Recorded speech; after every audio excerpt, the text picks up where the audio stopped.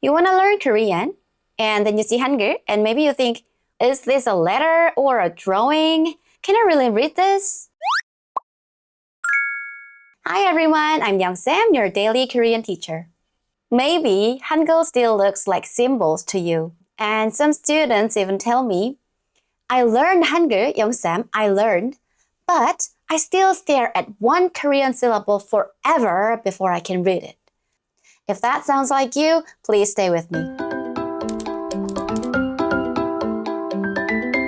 Before we start the Hangul Master Lesson series, I want to clear up 5 common misunderstandings about Hangul. These are things many beginners believe, and honestly, they can make Hangul feel much harder than it really is. So, today, we are not going to master Hangul. That is not the goal. The goal is simple. I want you to think, oh, this is how Hangul works, so maybe I can do this. So, let's clear up the 5 misunderstandings you should know before learning Hangul. Let's go. The first misunderstanding is this. Romanization is enough.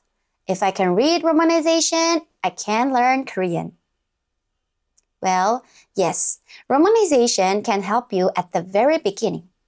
You can listen, repeat, memorize the sound. That is the start. But here is the real problem. Romanization is not Korean. It is only a way to write Korean sounds with English letters. And English letters cannot show Korean sounds perfectly. Let me give you a simple example. Let's take the Korean letter 리을. Many teachers explain 리을 as something close to L or R. That can help at first, but Korean 리을 is not exactly L and not exactly R either. It is a Korean sound.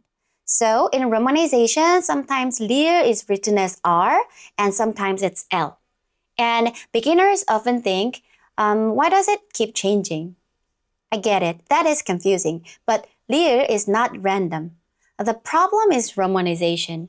Romanization is limited. It is trying to explain Korean sounds through the English letters, but Korean sounds do not fit perfectly inside English letters. This is not only about pronunciation.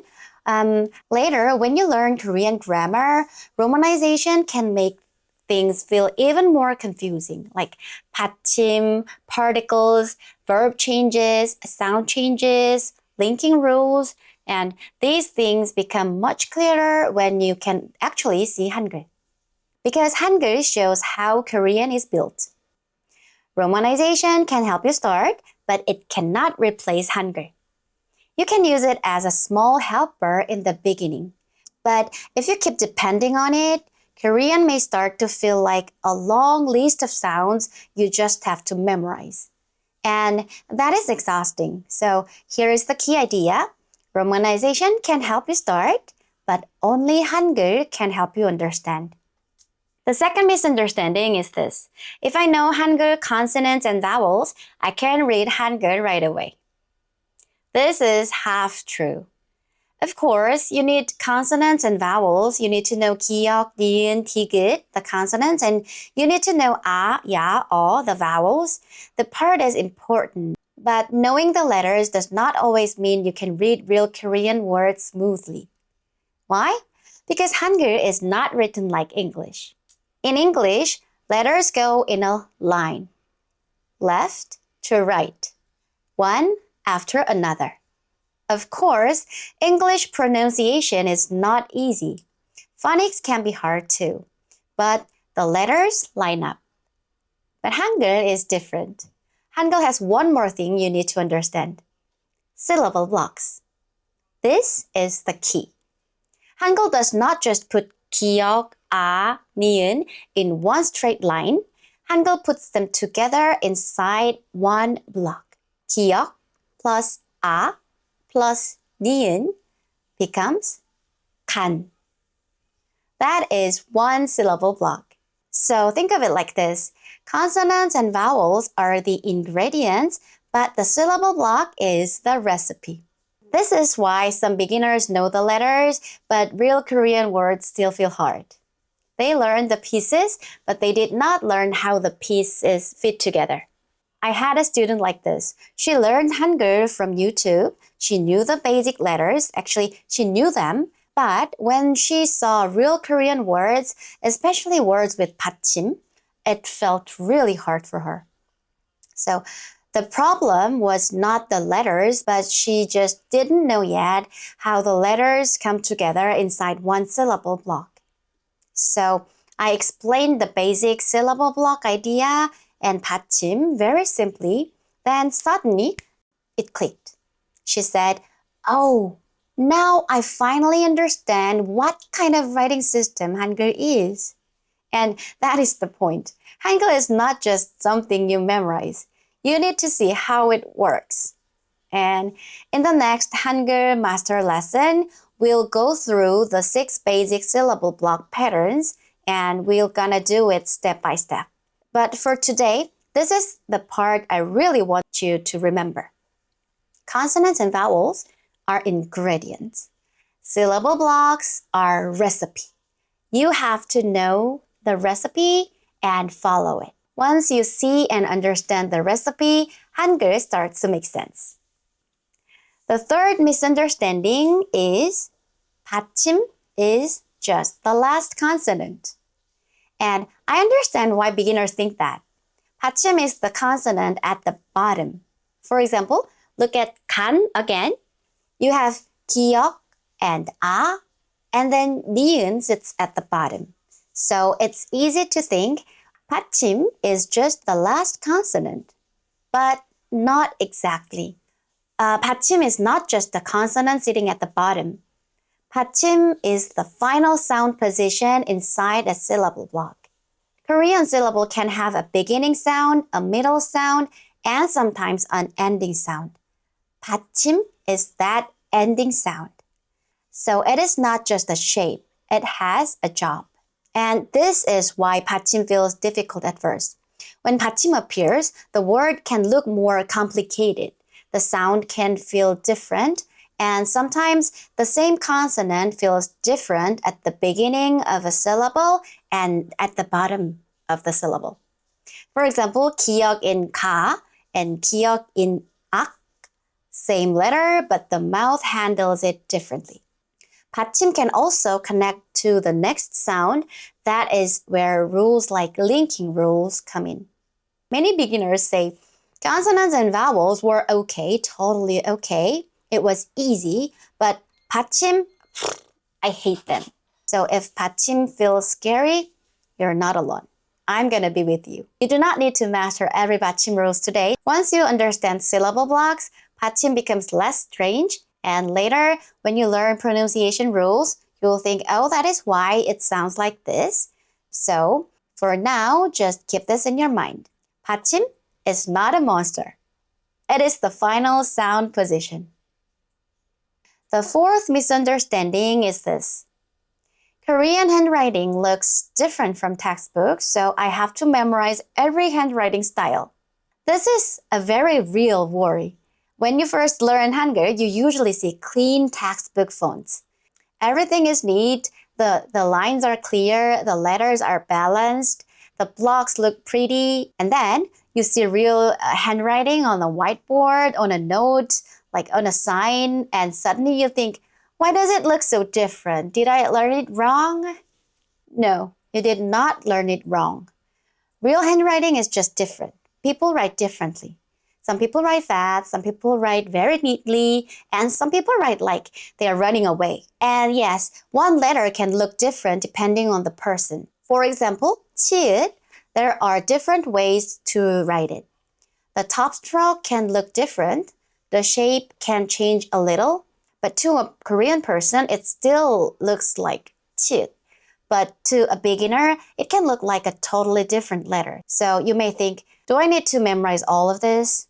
No, that would be impossible actually. And honestly, Koreans don't do that either. The important thing is not memorizing every shape. The important thing is actually understanding the bones of the letter. Oh, I love that word here, the bones. When you want to look at Hangul, you may remember it as a shape, but When you write Hangul, your hand starts to understand the strokes. You start to feel where the line begins, where it moves, and how the letter is built, and that changes everything. Because once you know the bonds, you can recognize the letter even when the handwriting looks different. And this is why writing practice matters. You do not need perfect handwriting on your own, and so please don't worry about that. Your goal is not to write like a Korean person on day one. Your goal is to understand how the letter is built. So when you practice Hangul, do not only look, write. Move your hand, feel the strokes, not because your handwriting has to be beautiful, but because writing helps your brain see the structure. So the takeaway is simple. Do not memorize every handwriting style. Learn the bonds of the letters. The last misunderstanding is this. Hangul is easy, so I should master it quickly. Actually, this one is not just a misunderstanding, but it is also pressure. Maybe you have seen videos like learn Hangul in 10 minutes, read Korean in 20 minutes, and those videos can be helpful. Honestly, I'm going to make those videos too. I want to help Hangul feel easier for you. But sometimes, they also make beginners feel bad. Other people learn this in 10 minutes. Why am I still confused? Why do I still need romanization? If that is you, please listen to me. You're not slow, you're not bad at Korean, and you're not failing. Hangul is a very smart writing system and it is logical, systematic. That is true. But logical does not mean instant. Systematic does not mean that you understand everything in one day. For Korean people, Hangul feels natural. We grew up with it. We saw, read, and wrote it every day. But for you, Hangul may be a totally new writing system.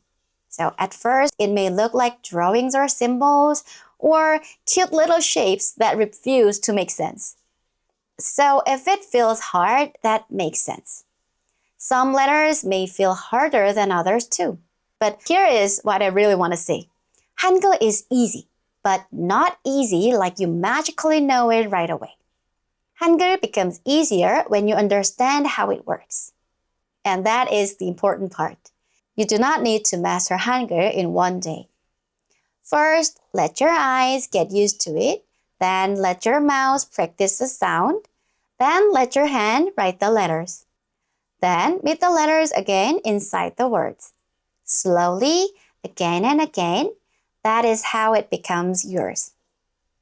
And also, you do not need to finish all of Hangul before you enjoy Korean.